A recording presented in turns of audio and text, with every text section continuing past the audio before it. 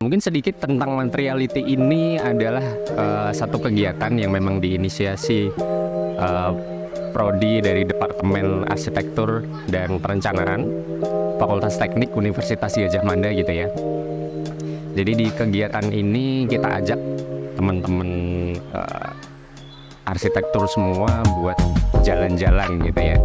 Tapi nggak cuma jalan-jalan, tapi jalan-jalan kita sambil belajar, di mana teman-teman akan kita kenalkan ke objek-objek arsitektur yang keren banget pastinya. Terus juga kita sambil belajar seluk-beluk tentang bangunan arsitektur itu gitu ya. Mulai dari materialnya, konstruksinya, strukturnya, dan seterusnya. Plus kita juga bisa berjejaring dengan orang-orang baru yang mungkin bisa kita manfaatkan di masa depan gitu ya. So buat aku materiality ini akan sangat bermanfaat buat aku pribadi pasti, tapi juga buat teman-teman semua. Jadi aku harapkan teman-teman yang mungkin belum berkesempatan buat ikut acara ini, next time harus ikut ya.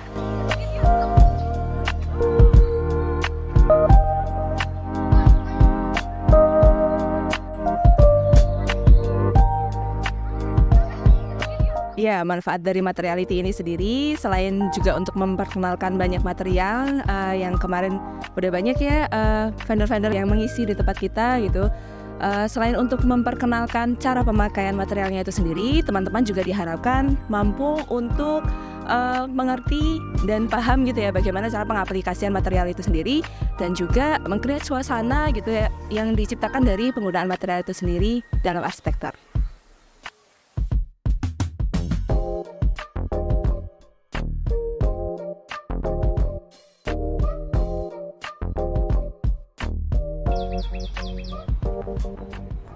Di dalam arsitektur ada satu aspek yang penting, yaitu material ya.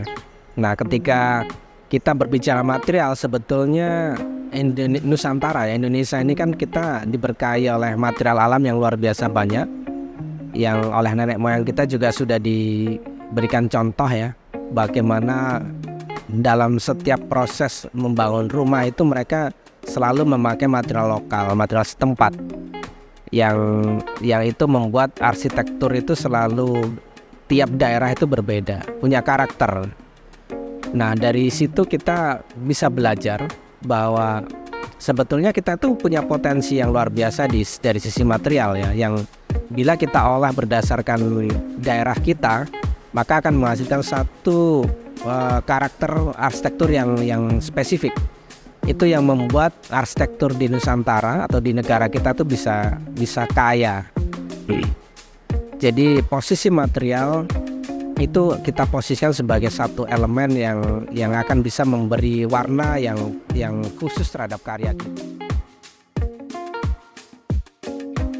Kita sebetulnya sedang mengembangkan material dari limbah sebetulnya ya, dan limbah ini sebetulnya bisa dari apapun ya, dari limbah terakota, dari limbah serbuk gergaji, dari plastik juga demikian. Tapi memang prosesnya masih panjang, jadi ini masih dalam satu uji coba, dan semoga nanti bisa menghasilkan sebuah material yang bisa dipakai oleh masyarakat yang bahan dasarnya dari limbah.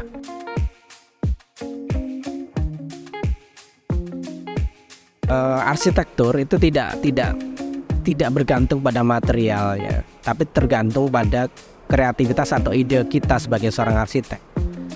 Jadi material apapun, baik itu mahal, baik itu import ataupun lokal atau limbah atau reuse dan lain sebagainya, itu sama saja bisa menghasilkan karya bagus selama kita punya kreativitas dan punya kemampuan mendesain yang baik gitu ya.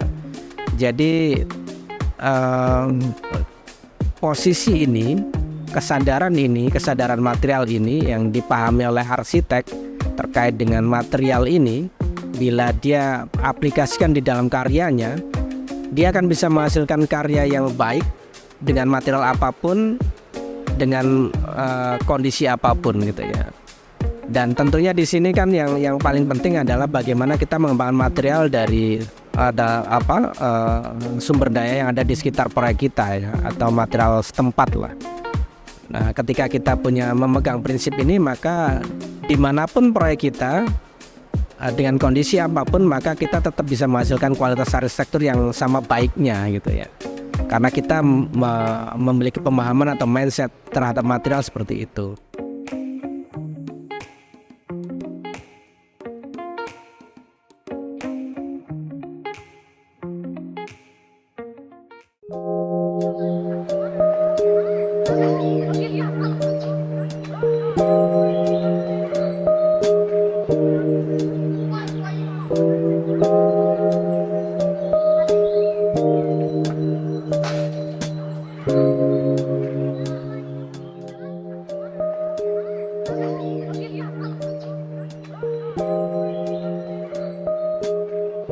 Di dalam mengadakan suatu karya arsitektur, karena arsitektur ini adalah suatu volume secara 3 dimensi yang dari semua sisi maupun dari atas itu kan harus tertutup oleh material yang ingin kita sampaikan. Jadi material itu bukan saja sebagai satu filter terhadap lingkungan, tapi juga secara arsitektural merupakan satu bahasa untuk menyampaikan pesan daripada arsitek tadi pada para pengunjung maupun para penghuni tentang apa yang dikaitkan dengan konsep arsitekturnya yang diterjemahkan dengan tampilan-tampilan materialnya. Nah, di dalam konteksnya misalnya saya kembali ke bangunan ramah lingkungan atau gedung hijau, maka tentu saja material-material tersebut mencerminkan apa yang disebut hijau secara material tadi. Seperti tadi ya sudah saya sampaikan pada presentasi tadi, bahwa material tersebut mempunyai tingkat keterlibatannya, kontribusinya terhadap lingkungan. Apakah material tersebut mempunyai istilahnya kandungan energi yang rendah, menengah, sampai yang tinggi? Apakah material tersebut mempunyai suatu tingkat daur ulang yang mudah atau yang paling sulit? Ya, semuanya itu menunjukkan suatu tampilan yang mesti ditonjolkan, didisplay, direpresentasikan pada arsitektur.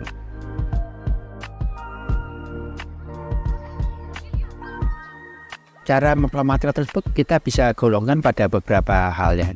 Pertama, tentang secara fungsinya dulu. Kita tahu dulu misalnya dinding penutup ya. Dinding penutup itu apakah dinding yang mempunyai tingkat kekerasan, kekuatan teknis tertentu sehingga dia itu mampu melindungi dengan membuat perasaan nyaman, aman pada orang yang ada di dalam ruangan tersebut, ataukah fungsi yang kedua selain daripada fungsi harus ada suatu tampilan daripada tekstur daripada material tadi. Apakah perlu ditampilkan seperti apa adanya, ataukah perlu adanya suatu kombinasi dengan material lain, ataukah perlu bahkan ada penutupnya supaya menjadi suatu nilai tambah lagi. Jadi itu yang kita perhatikan, dan khususnya juga untuk karena gedung yang kita rancang adalah gedung yang mempunyai tema bangunan hijau, tentu saja harus bisa menampilkan material-material yang tingkat tingkat daur ulangnya tinggi atau recyclability-nya itu tinggi, dan juga gedung-gedung yang atau tampilan dari luar yang dari secara penggunaan itu cukup panjang waktu pakainya ya. Kalau setiap kali ganti tentu saja akan memudahkan atau memikirkan tentang biaya untuk memelihara.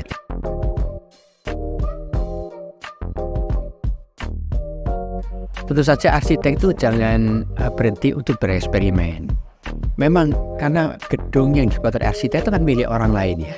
Jadi kita pertama harus perlu meyakinkan pemilik gedung tersebut akan adanya satu material, dan perlu kita informasikan kegunaannya itu apa dan apa saja eksperimen atau bukan disebut eksperimen, satu hasil yang kita harapkan dengan memasang material tersebut.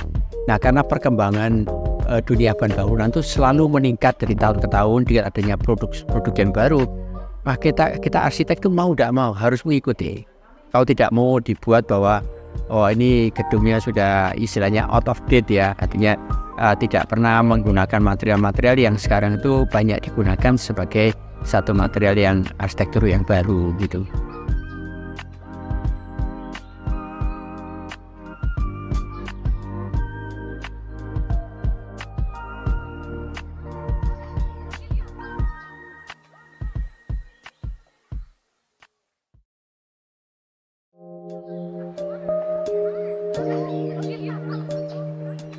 Ara Studio sendiri tuh di Surabaya, cuman di tahun 2014 itu kita ada expand ke Bali, jadi ada Ara Studio Bali. Timnya sendiri Ara itu kecil ya, tim arsiteknya itu cuma 4 orang.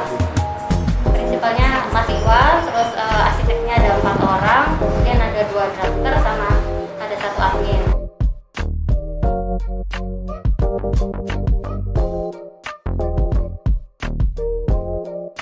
Di Ara Studio itu sebenarnya range-nya macam-macam ya. Jadi mulai dari master plan, residensial, terus ada F&B, ada high rise building gitu. Jadi range-nya nggak cuma skala kecil tapi skala besar juga.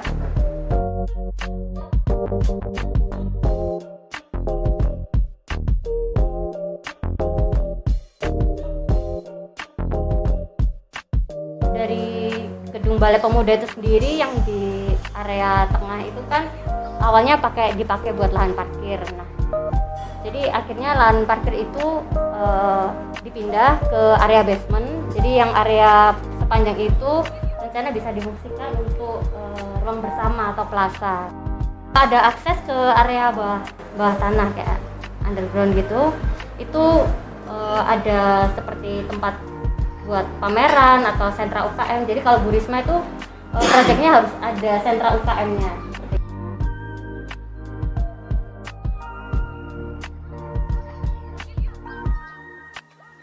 Kebetulan ini kan kompleknya komplek olahraga ya, jadi ada lapangan tor. Terus Bu Risma ingin membuat museum, jadi pas sekali ininya kebetulan tentang olahraga gitu, jadi dibuat di sini. Lalu untuk bangunan sendiri tuh sebenarnya existing, bangunan yang panjang itu existing, cuman sampai ke sisi depan. Tapi karena biar bisa see through ke area lapangan, yang area depan tuh bangunannya kita cut, terus dijadikan untuk area landscape. Kemudian yang belakang itu full untuk area museum. Ini bangunannya juga tetap mempertahankan struktur-struktur existing. Tone warna merahnya sendiri juga diambil dari ini sih, track lapangan tornya.